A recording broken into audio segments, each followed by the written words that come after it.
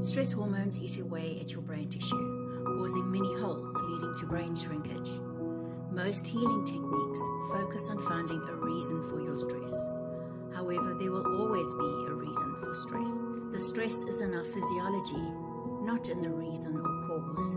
It's in our nervous system, our chemistry, molecules, and cells.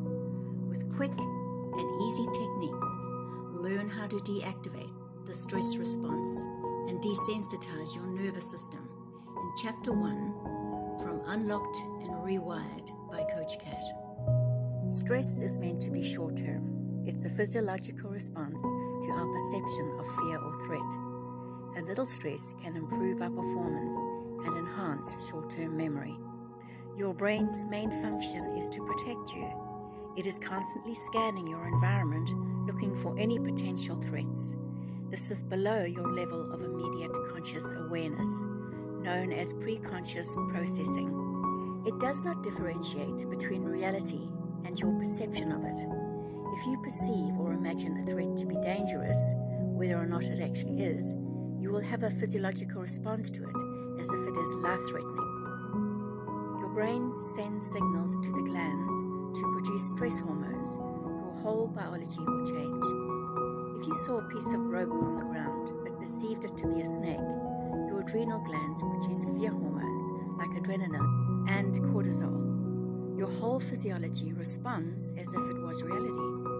If you perceived a snake to be a piece of rope, no fear hormones would be produced. Your brain responds to what you think and believe as if it is reality. When your brain receives a signal that there is a threat, it turns off your ability to think or reason. It goes into a protective, reactive mode, prioritizing survival over thinking, enabling you to react quickly without having to pause and think about it. Your nervous system goes from a parasympathetic to a sympathetic state.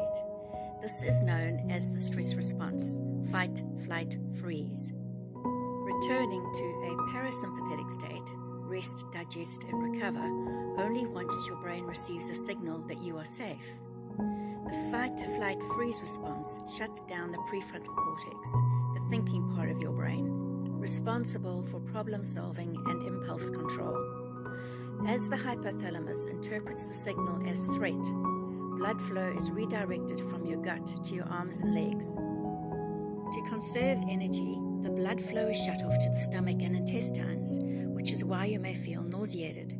The blood vessels in your conscious brain also shut, sending the blood to the hindbrain, the pons, cerebellum, and medulla oblongata, coordinating functions fundamental to survival, so that our actions will be automatic. We are not using logical thinking.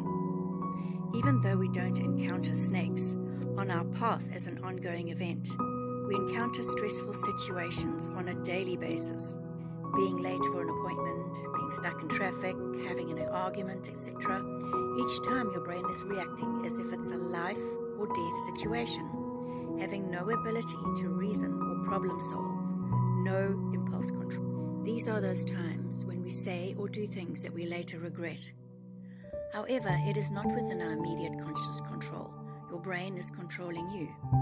The limbic amygdala hijack, the survival part of your brain, automatically triggering the fight, flight, freeze response to feeling threatened, is responsible for your inability to be rational. But it's just your brain's way of getting you out of harm's way. Only once your brain perceives safe and no longer threat will your physiology change and your nervous system return back to your parasympathetic, rest, digest, repair. When stress becomes ongoing, without a safe signal, it can lead to chronic illnesses, digestive problems, inability to relax, irritability, mood instability, inflammation, weakened immune system, muscle tension, hypertension and heart disease, inability to fall and stay asleep, feeling overwhelmed, detached and easily angered, difficulty in controlling emotion, being confrontational, unable to focus or get things done, and making poor decisions. If you think, I have to calm down, you're signaling your brain that these feelings are dangerous.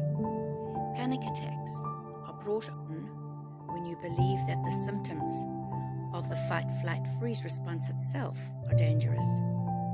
That feeling of anxiety is just a warning bell to motivate us to take action or resolve a threat. The anxiety serves a function: adrenaline triggering sympathetic activation, preparing you for action. Most healing techniques focus on finding a reason for your stress. However, there will always be a reason for stress. The stress is in our physiology, not in the reason or cause. It's in our nervous system, our chemistry, molecules, and cells. One way that we access our physiology is through our physical body, through physical sensations that interrupt and disrupt the process to bring us back to homeostasis, a balanced state.